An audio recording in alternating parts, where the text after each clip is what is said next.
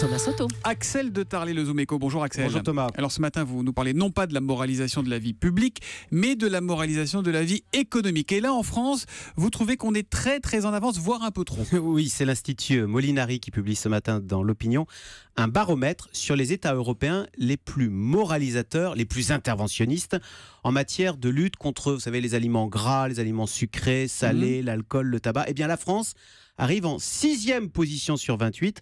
En tête, on trouve la Finlande, suivie par la Grande-Bretagne. Et en même temps, vous êtes un père de famille, Axel. C'est bien de vouloir lutter contre le tabac, contre l'alcool, contre les aliments gras, tout ça. Mais la question, c'est est-ce efficace? Tout l'arsenal en France répressif que nous avons à coup de taxes, de normes, de réglementations ne produit pas de très bons résultats en matière de santé publique. Il n'est qu'à voir, regardez, la France est l'un des pays où l'on fume le plus en Europe. Alors que si vous regardez des pays plus libertaires, moins interventionnistes, comme les Pays-Bas, qui sont 24e sur 28, et surtout l'Allemagne, 27e sur 28, on ne le sait pas forcément, mais l'Allemagne est un pays où on laisse beaucoup plus de liberté aux consommateurs.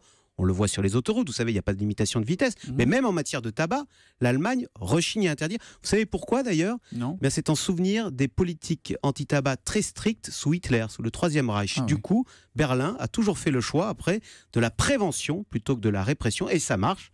En Allemagne, on fume même moins qu'en France.